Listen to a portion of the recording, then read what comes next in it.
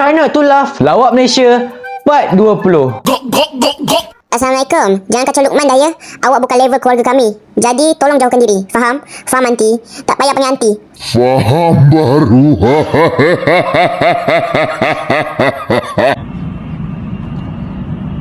Hello bang.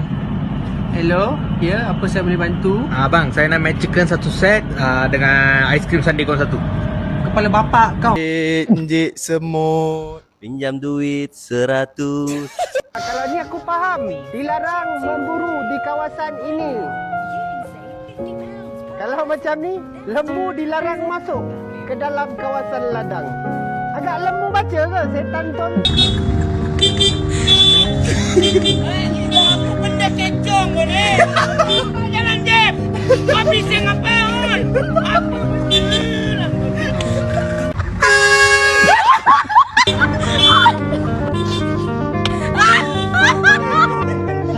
Beli kipas ni, aku pun tengoklah review dekat Shopee tu, komen. Mengharapkan adalah orang bagi tahu okey kipas ni laju, function dia banyak. Tu kelajuan dia bukan 3. Mungkin kelajuan tu ada 10 lah. Bagi tahu detail.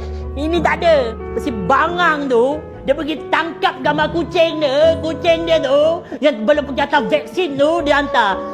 Letak bagus, seller memang cepat hantar barang. Kipas ni memang berpusing. Lepas tu, last ujung tu, maaf, gambar tak ada kena mengena dengan barang.